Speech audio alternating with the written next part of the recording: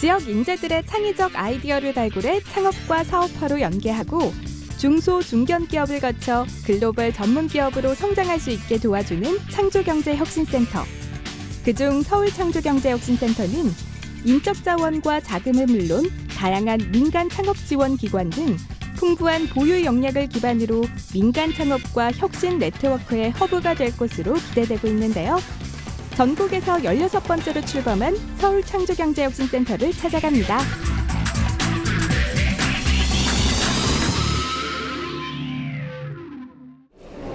창조경제혁신센터는 지난해 9월 대구 창조경제혁신센터를 시작으로 올해 7월 말 인천 창조경제혁신센터가 출범하게 되면서 전국적 네트워크를 갖춘 온오프라인 창조경제 실현 플랫폼을 구축하게 되었는데요.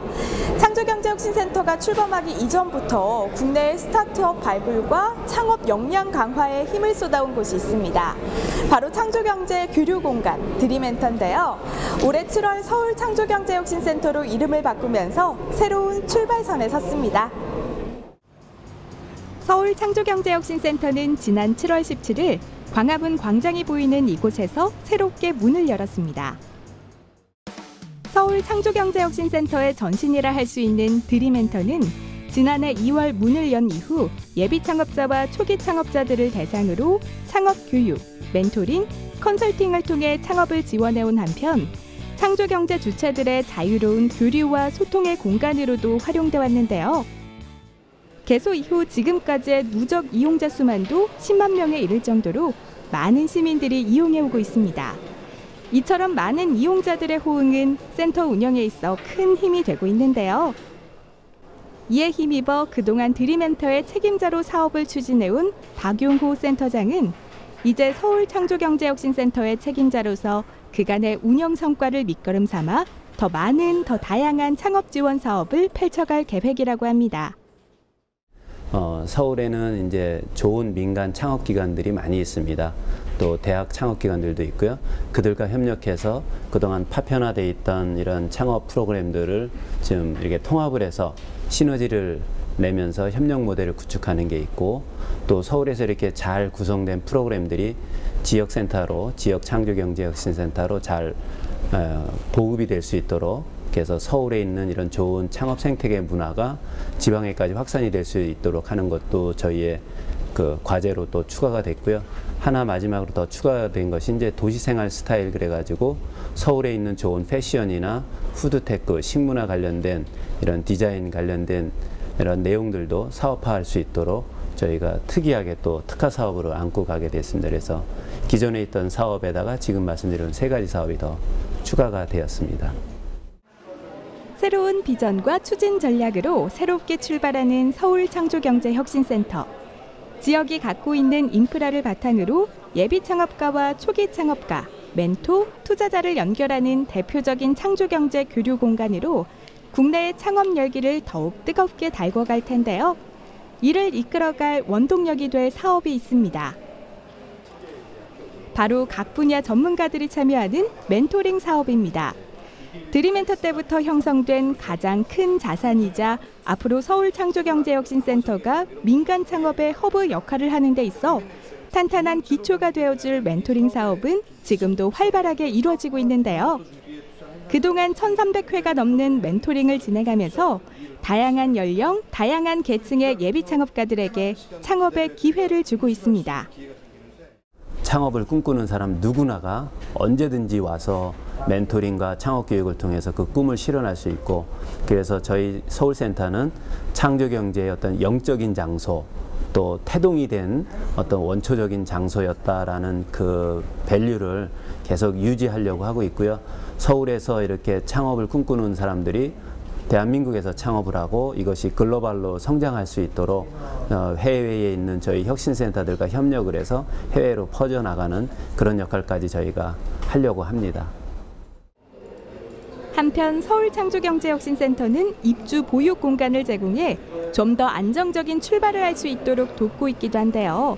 그동안 있어왔던 공간 부족 문제를 서울창조경제혁신센터로 새롭게 문을 열면서 어느 정도 해결할 수 있게 됐습니다.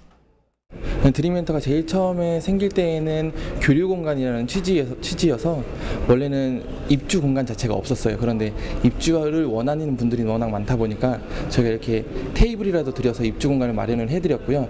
이제 더욱더 이제 스타트업이 발전하고 성장하다 보니까 더 독립적인 공간을 원하시는 분들이 많아서 이번에 서울혁신센터로 출범을 하면서 인큐베이팅 센터도 마련을 해서 리모델링을 해서 지금 준비 중인 부분이 있고요.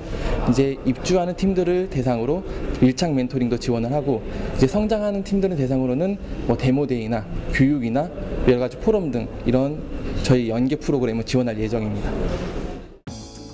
센터 내 입주 보육 공간에 입주해 있는 10개의 스타트업 중 한 곳을 찾았습니다. 냅킨에 광고를 입히는 새로운 아이디어로 무자본 창업을 실현한 스타트업인데요.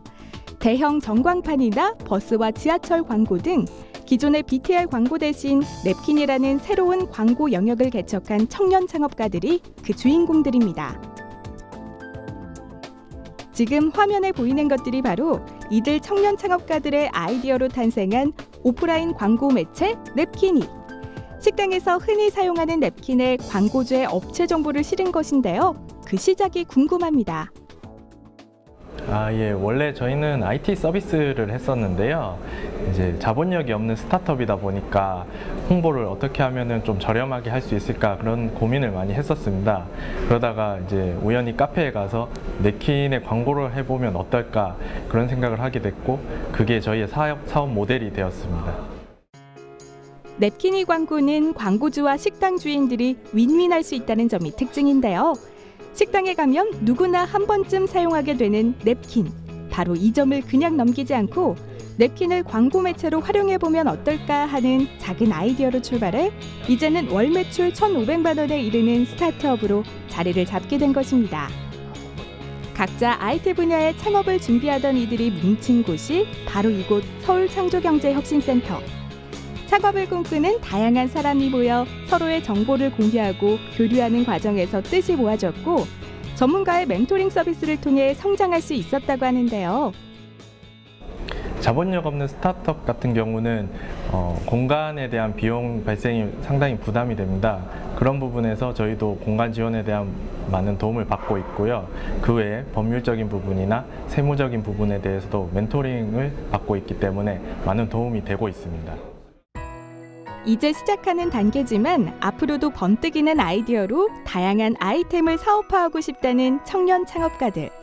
이들의 꿈이 이곳 서울창조경제혁신센터에서 더 크게 펼쳐질 수 있길 기대합니다. 서울창조경제혁신센터가 추진하고 있는 또 하나의 새로운 사업이 있습니다.